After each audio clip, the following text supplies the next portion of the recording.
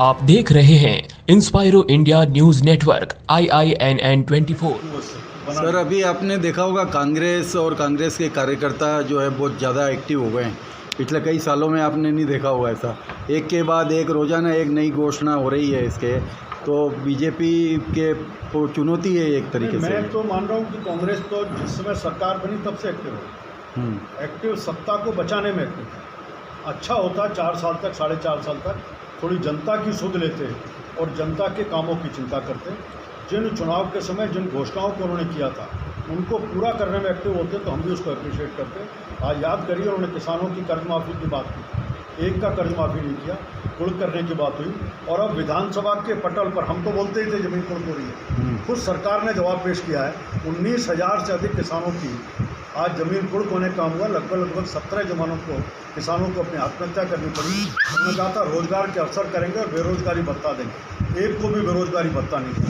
रोजगार के अवसर की हालत यह है, रीट जिसको उन्होंने कहा था कि रीटोत्सव होगा और Guinness book of world record में हम लिखाने दर्ज कराएंगे उसको, वो बड़े चीटोत्सव के रूप में हो गया।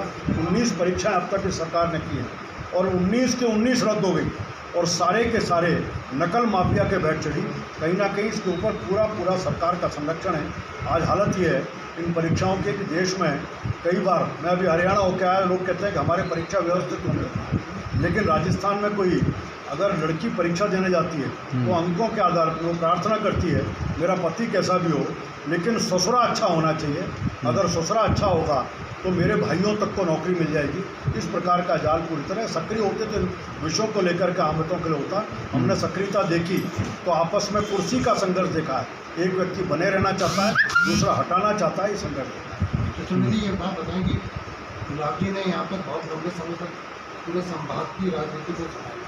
अगर हम वो राज्यपाल बन गए तो जो उनका राजनीतिक वैक्यूम है वो अभी पूरा नहीं हो रहा। चुनाव में सिर्फ 6 महीने, उसमें कैसे? देखिए, भारतीय जनता पार्टी में हम कैडर बेस्ड बैठते हैं और एक कैडर ही दूसरे कैडर को रिप्लेस करता है, इसलिए कभी कोई वैक्यूम नहीं होता। कभी लोग कहते हैं कि अटल बिहारी वाजपेयी के बाद कौन होगा, यहीं राजस्थान में कहते थे वसुंधरा जी के बाद कौन है। नीचे तक जाएंगे तो कैडर और कैडर रिप्लेस करता चलता है। आकर के हम सब मिलजुल करके सामूहिकता के आधार पर काम करते हैं। जिस समय आपने कहा ना, ये जब भी आएगा समय पर आपका जैसे ये प्रश्न है वो प्रश्न मैंने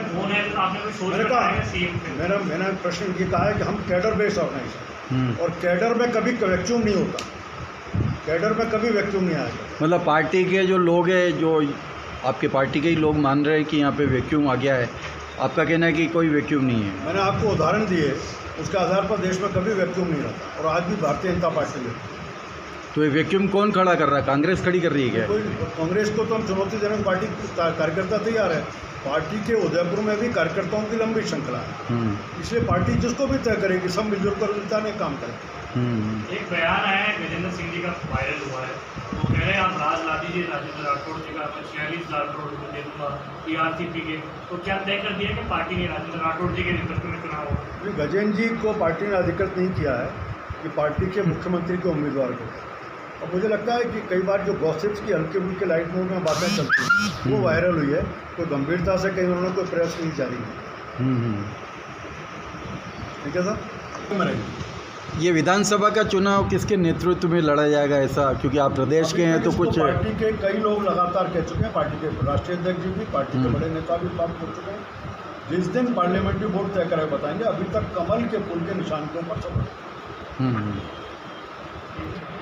ठीक है, सभी विधायक, सांसद, ऐसे सब कार्यकर्ता इसमें हैं। पूरे तैयारी के नाते से सब जगह इस कार्यक्रम के नाते हर विधानसभा के बैठते हुए हैं। कार्यकर्ताओं में बड़ा उत्साह है, कार्यकर्ताओं के साथ साथ जनता में भी बड़ा अच्छे उत्साह का वातावरण है। और मुझे लगता है कि काफ़ी बड़ी संख्या में, हज़ारों की संख्या में लोग अमित भाई को सुनने के लिए उतना है। एक कार्यक्रम की मुझे जानकारी देनी थी। दूसरा, आज कन्हैयालाल की बरसी है। मैं कह सकता हूँ कि आतंकवाद को लेकर के जिस प्रकार का वातावरण राजस्थान में है, उसी के परिणति में हमारे कन्हैयालाल को अपने प्राणों की आहुति देनी पड़ी।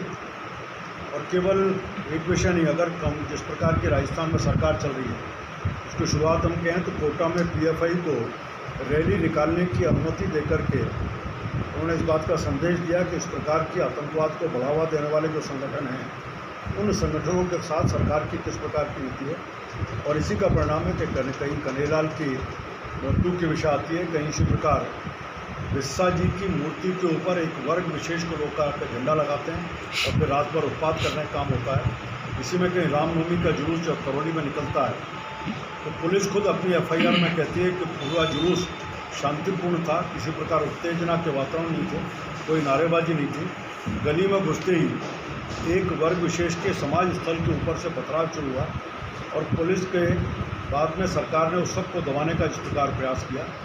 खुद जो 12 में इस प्रकार के जुर्मों के मुख्य मुलजिम थे, मुख्यमंत्री के घर के ऊपर बैठकर रोजा अवतार में मुख्यमंत्री जी के साथ बैठकर के रोजे खोलने का काम करते हैं। तो इस प्रकार के जो आतंकवादी तत्व हैं कहीं ना कहीं सरकार के संरक्षण में उनका फलना फूलना लगातार चलने का काम होता है। ये सारे विषय और केंद्र सरकार के 9 साल से मैं कह सकता हूँ कि हम सब गर्व कर सकते हैं कि नरेंद्र मोदी जी के नेतृत्व में जहाँ सरकार ने सामाजिक सुरक्षा के नाते से अपनी योजनाओं को ज़मीन पर उतारने का काम किया।